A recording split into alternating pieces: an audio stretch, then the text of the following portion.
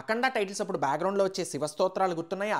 ఈరోజు వాటి గురించి మాట్లాడుకోబోతున్నాం. అలాగే ఇప్పటిదాకా చేసిన రీల్స్ అన్నింటిలోకి ఇది చాలా స్పెషల్. ఎందుకంటే ఈ స్తుతి యొక్క పూర్తి లిరిక్స్ అండ్ భావాన్ని మనతో పంచుకుంది మరెవరో కాదు, స్వయాన ఆ లిరిక్స్ రాసిన నాగ గురునాథ్ శర్మ గారు. అలాగే రీల్ మధ్యలో మీకు ఒక సర్ప్రైజ్ ఉండబోతుంది. అది తెలిస్తే మీరే ఈ రీల్ సేవ్ అండ్ షేర్ చేసుకుంటారు. ఎందుకంటే ఈ విషయం మన వెండితెర వాకిట్ల ద్వారా మాత్రమే ఎక్స్క్లూజివ్గా పంచుకున్నాం కాబట్టి. ఇక లిరిక్స్లోకి వెళ్ళిపోతే, బృహద ఖండ ఖండాంతర చండాదర సాకారం క్షుద్ర చిద్ర రుద్రాకారం ప్రళయకాల కాలాంతక కేళీమయ సంరంభం పంచభూత కలితావేశం.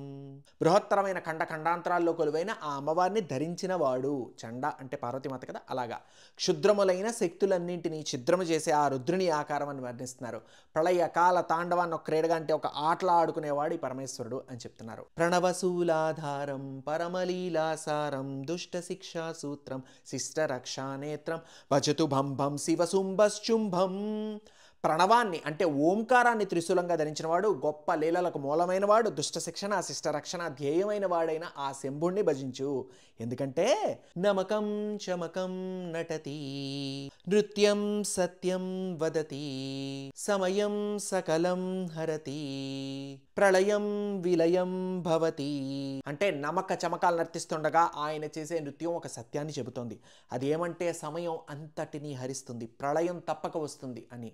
కాబట్టి అప్పుడే ఈ అఖండుడైన శివుణ్ణి భజించు అని చెప్తున్నారు. ఇక ఈ పాటకి చరణం కూడా ఉంది. అది సినిమాలో స్థానం సంపాదించుకోలేకపోయినా ఖచ్చితంగా శివ చరణాలను అందుకుంటుందన్న నమ్మకం నాకుంది. ఇది వింటే మీరు కూడా అది అంటారు. సో ఈ లైన్స్ ఎక్స్క్లూజివ్గా మీకోసం. దర్పదమన సర్ప సదన సాయుధ సౌధం విస్మయ గుణ భస్మ సుకణ భాసురదేహం వ్యోమకేశ సోమభూషధీ సర్వేశం చిద్విలాస నిత్య మృత్యు ఘోషాహాసం. దర్పంగా పాముల్ని ధరించి గొప్ప సౌధంలో ఉన్నవాడు, భస్మ కణాలంటే బూడిదని ఆశ్చర్యం కలిగించేలా ధరించిన శరీరం కలవాడు, ఆకాశమంతా వ్యాపించిన కేశములంటే జటాజోటములు కలిగిన వాడు, చంద్రుణ్ణి ధరించిన సర్వేశ్వరుడు, లయకారుడై చిద్విలాసంగా మృత్యుఘోషల్ని చిరునవ్వులుగా చిందిస్తున్నవాడు అంటున్నారు. ఎంత గంభీరంగా ఉన్నాయి చూడండి, అసలు ఆ వర్ణన ఉళ్ళు గొగురు పొడుస్తుంది కదా. ఇక నెక్స్ట్ లైన్స్ లో, స్పందిత పద వందిత పద ఘనరవహిత మంజీరం సృష్టి స్థితి లయచరిత తాండవపూరం జ్వాలామయ ఫాలాన్వయ శతపద రచనం ప్రమద గణస్ఫుట నటనం హిమగిరి శివ సంసారం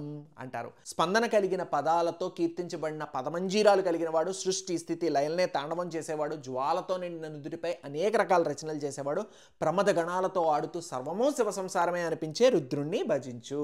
గూస్ బంప్స్ వస్తున్నాయి కదా. నిజంగా ఇలాంటి అద్భుతమైన లిరిక్స్ రాసినందుకు నాగ గురునాథ్ శర్మ గారు మీకు పాదాభివందనాలండి.